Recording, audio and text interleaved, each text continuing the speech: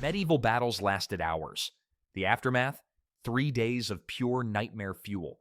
Forget everything Hollywood taught you about noble knights riding into the sunset. The post-battle reality was so twisted that even hardened warriors would refuse to speak about it years later. When medieval battles ended, the real horror show was just getting started. We're talking about scenes that would make modern war movies look like Saturday morning cartoons. Picture this. You're standing on what used to be a grassy field, but now it's transformed into something that resembles a butcher shop floor after a busy day. The ground wasn't just muddy, it was literally soaked with blood. Walking across these battlefields meant slipping and sliding like you're trying to navigate a freshly mopped kitchen floor, except infinitely more disturbing. Bodies were scattered everywhere. And I mean everywhere. Arms here, legs there, torsos in between. It looked like someone had dumped the world's most morbid jigsaw puzzle across acres of land. The smell?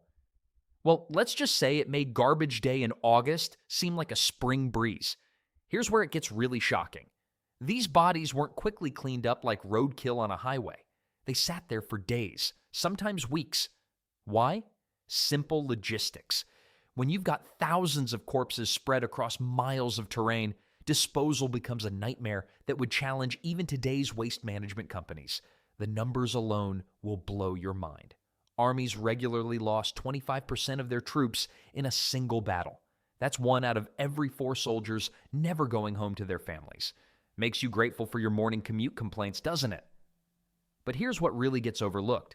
The psychological carnage was often worse than the physical mess. Surviving warriors didn't just walk away dusting off their armor like nothing happened. These guys were traumatized in ways that medieval society had no clue how to handle. Imagine being best friends with the guy fighting next to you, sharing meals and stories around campfires, then watching him get cut down right beside you. There were no therapists waiting back at camp, no support groups or counseling sessions, just the expectation to get over it and move on.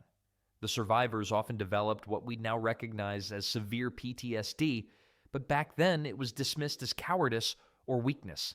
Knights were supposed to be these noble, fearless warriors, but many returned home as broken men haunted by nightmares and flashbacks. They'd wake up screaming, reliving the battle over and over again. Some warriors became so disturbed they couldn't function in normal society. They'd jump at sudden noises, avoid crowds, and struggle with basic daily activities. Their families had no idea what was wrong or how to help. The psychological toll was so severe that many veterans preferred staying on campaign rather than returning home, where they felt like strangers in their own lives. Then there's something even more disturbing than the carnage itself. What happened when the scavengers arrived? When the last sword hit the ground and the screaming stopped, you'd think everyone would just pack up and go home, right? Well, think again. The real show was just getting started. Within hours of a battle ending, the battlefield transformed into something resembling a medieval Black Friday sale. But instead of fighting over flat-screen TVs, people were literally crawling over corpses to grab armor, weapons, and anything shiny they could find. Talk about having no shame in your game. The scavengers came in waves. First, the surviving soldiers would quickly pocket whatever they could before their commanders noticed. Then came the locals from nearby villages, armed with wheelbarrows and a complete lack of squeamishness. These folks treated dead knights like walking garage sales that had unfortunately stopped walking. But here's where things got really wild. The scavengers often ended up fighting each other over the best loot. Picture this. You've got 3 guys wrestling over a dead knight's chainmail while his body is still warm. One guy's pulling from the left arm, another from the right, and the third is trying to yank the helmet off. It was like a morbid game of tug-of-war that nobody really wanted to win. The economics of battlefield scavenging were absolutely bonkers. A single sword could cost as much as a peasant's house. We're talking serious money here. Finding a full set of plate armor was like hitting the medieval lottery. Some scavengers made better livings picking through battlefields than most people made in their regular jobs. Beats flipping burgers, I suppose. The really organized looters came prepared with tools to strip armor efficiently. They'd show up with hammers, pliers, and even small saws to remove the good stuff without damaging it. These weren't amateur-hour grave robbers. They were professional post-battle entrepreneurs with a disturbing skill set. And let's not forget the wounded soldiers lying there, helplessly watching strangers debate the value of their boots while they were still wearing them. Some enterprising scavengers would even negotiate with dying soldiers, offering to deliver last messages to their families in exchange for their weapons. Medieval customer service at its finest. The whole operation created this bizarre underground economy where battlefield goods flowed into local markets faster than you could say freshly looted. Blacksmiths would repair damaged armor, merchants would resell weapons, and everyone pretended not to notice the suspicious bloodstains on the merchandise. What made this whole scavenging circus even more twisted was how it attracted people from miles away. Word would spread about a big battle, and suddenly half the countryside would show up like vultures in human form. But as chaotic as the looting was, it was nothing compared to what happened to the wounded soldiers left behind. The medieval approach to battlefield medicine would make your local veterinarian look like a genius. When a medieval soldier got slashed by a sword or pierced by an arrow, his real fight was just beginning. The actual wound? That was the easy part compared to what came next. Medieval battlefield medicine made modern emergency rooms look like luxury spas. Picture your local barber showing up to perform open-heart surgery with a rusty knife and a shot of whiskey. That's basically what passed for battlefield healthcare back then. The most qualified doctors were often barbers who'd learned a thing or two about cutting. Makes sense, right? They already had sharp tools and steady hands. But here's the kicker. These guys were performing life or death surgeries with about as much medical training as your average Starbucks barista has in rocket science. Their go-to treatment for serious wounds? Grab a red-hot iron and press it right into the gash. No painkillers, no anesthesia, just pure medieval tough love. The screaming could probably be heard 3 villages over. The logic was sound, though. Burning the wound shut stopped the bleeding and supposedly prevented infection. Sometimes it even worked, which was more luck than skill. Wine became the miracle cure for everything. Got a deep cut? Pour wine on it. Arrow stuck in your shoulder? Wine bath time. About to have your legs sawed off? Better drink the wine first, because that's all the pain relief you're getting. Speaking of sawing off limbs, amputation was medieval medicine's answer to pretty much any serious injury to an arm or leg. Broken bones sticking out? Off it comes. Deep infection spreading? Time for the saw. These battlefield surgeons had the same approach as a frustrated computer user. When in doubt, just remove the problematic part entirely. The survival statistics were absolutely brutal. A soldier was more likely to die from infection days after the battle than from the actual sword that cut him. Think about that for a second. You could survive getting stabbed by a 200-pound knight in full armor, only to be taken down by tiny bacteria you couldn't even see. But here's where it gets interesting. Some of these crude battlefield techniques accidentally stumbled onto medical breakthroughs. Those wine-soaked bandages? They actually did help prevent some infections, though nobody understood why. The pressure techniques used to stop bleeding still used today, just with better tools. The barber surgeons who survived enough battles started developing surprisingly effective methods through pure trial and error. They learned which wounds were worth treating and which meant certain death. This grim experience created the first real combat medics, even if they didn't know what germs were. Well, those lucky enough to survive the medieval medical treatment faced another challenge entirely. Getting captured wasn't necessarily better than getting wounded, but it certainly came with its own unique set of medieval surprises. Here's something that might surprise you about medieval warfare. Capturing enemies alive was often way more valuable than killing them. Well, at least if you grabbed the right people. See, nobles were basically walking treasure chests on the battlefield. A single captured duke could set you up for life. Their families would pay absolutely ridiculous amounts to get them back. We're talking the equivalent of millions in today's money. One French knight reportedly bought 3 castles just from ransoming a single English lord. Not a bad day at the office, right? But here's where it gets brutal. Your social status determined everything about your captivity experience. If you were a peasant soldier, good luck with that. You'd either get executed on the spot or sold into slavery faster than you could say, mercy. The whole chivalric code everyone romanticizes, yeah, that only applied if you had the right bloodline and enough gold in your family vault. The ransom game was like medieval eBay, except the stakes were human lives. Negotiations could drag on for years. And the weird part is, Some prisoners actually lived better in captivity than they did at home, assuming their captors wanted to keep them in good condition for maximum ransom value. One English noble spent a decade in a French castle, basically living as a pampered houseguest while lawyers haggled over his price tag. Then there were the awkward situations. Knights who fought alongside each other one season might find themselves on opposite sides the next, thanks to the constantly shifting political landscape. Hey, Bob, remember when we stormed that castle together last spring? Well, now I own you, and your family owes me 15,000 gold pieces. Nothing personal. The whole system created some seriously twisted incentives on the battlefield. Soldiers would literally fight over who got to capture valuable prisoners. Imagine grown men having playground arguments while standing over a wounded earl, except with swords and actual money at stake. Treatment varied wildly depending on your captor's personality and bank account. Some prisoners lived in relative luxury, playing chess and writing poetry while their ransoms got sorted out. Others found themselves chained in dungeons that made modern prison cells look like five-star hotels. It was basically medieval roulette. Spin the wheel and hope you got captured by someone with decent manners and a soft spot for comfortable accommodations. The ransom business was so profitable that some lords made it their primary income source. They'd plan entire military campaigns around capturing specific high-value targets like medieval bounty hunters with really expensive equipment. But what happened to all those bodies left behind after the profitable prisoners were carted away? The logistics of cleaning up a medieval battlefield created problems that would make modern waste management companies run screaming. The smell hit you first.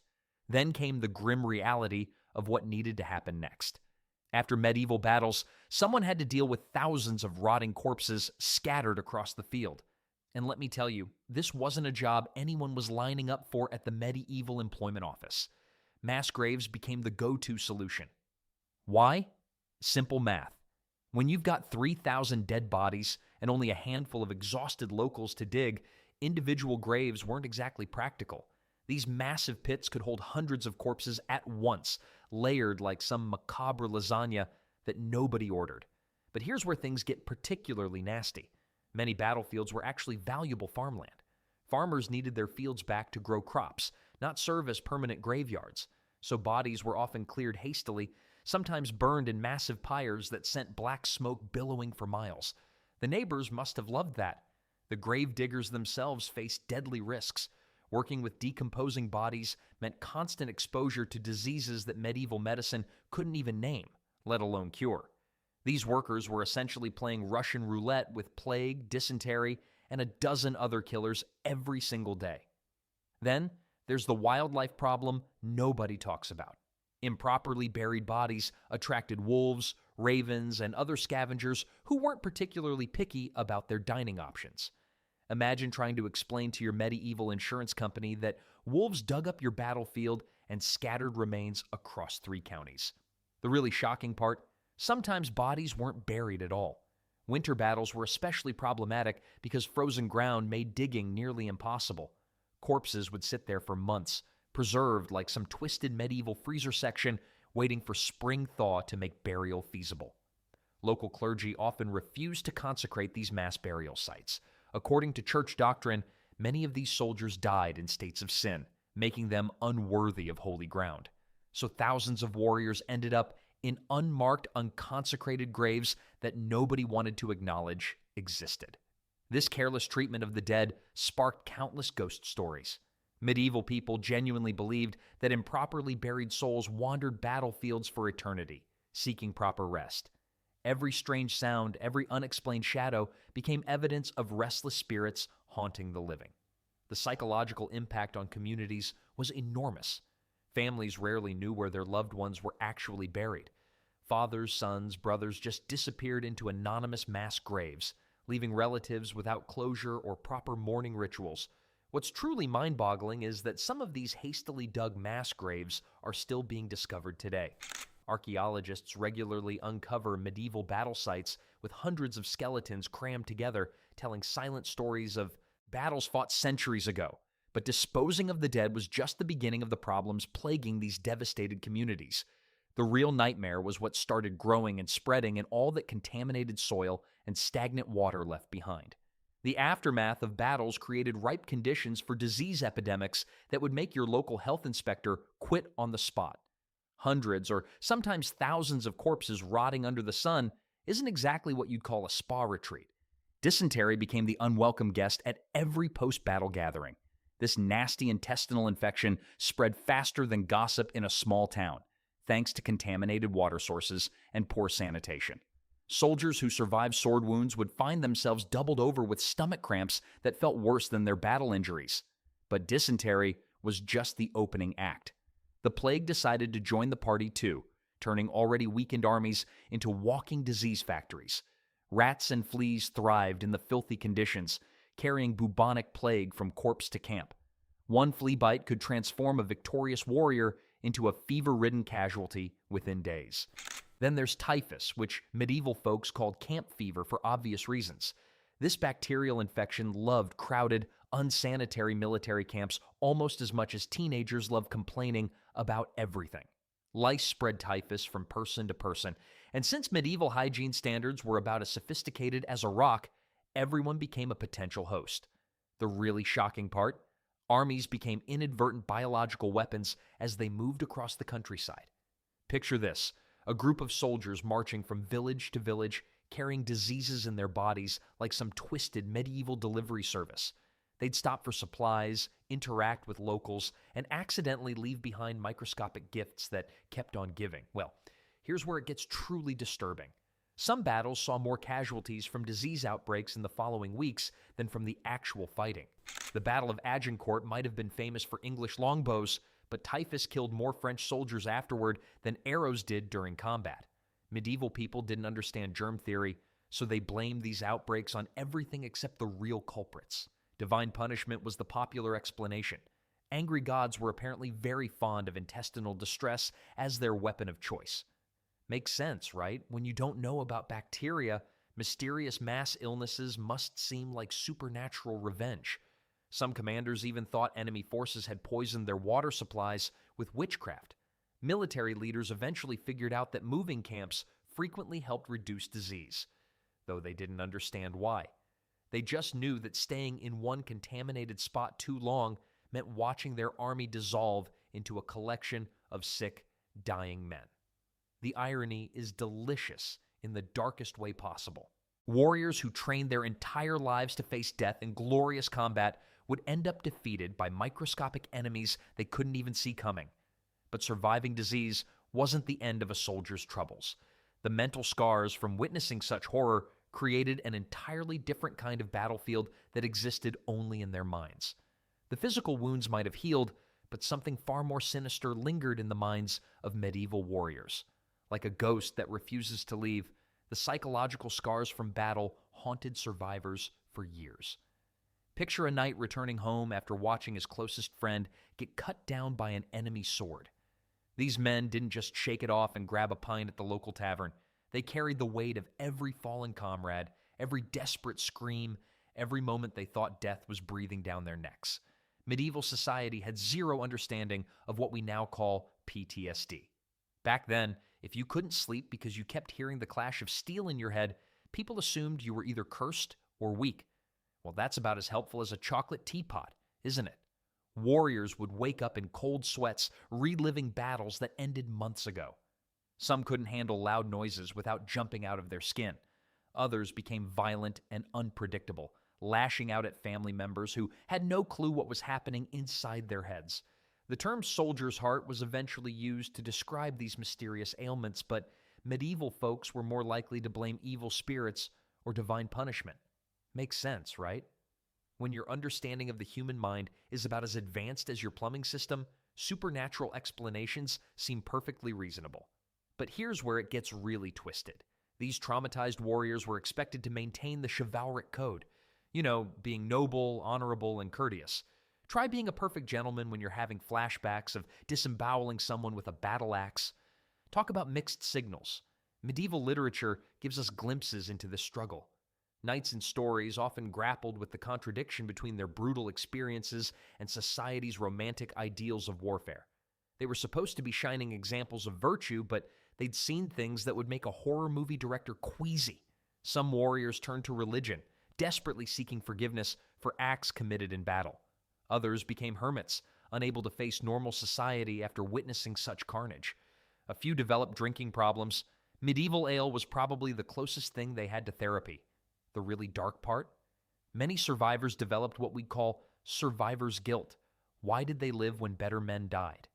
This question ate away at them like acid, creating a psychological prison worse than any dungeon. Knights who once charged fearlessly into battle might become paralyzed by simple decisions at home. The same man who could lead a cavalry charge would struggle to choose what to eat for breakfast. Combat had rewired their brains in ways nobody understood. These invisible wounds shaped the entire warrior culture of the medieval period. The romanticized notion of glorious battle was partly a coping mechanism, a way to make sense of senseless violence. But underneath all that chivalric poetry lay broken men struggling with demons only they could see.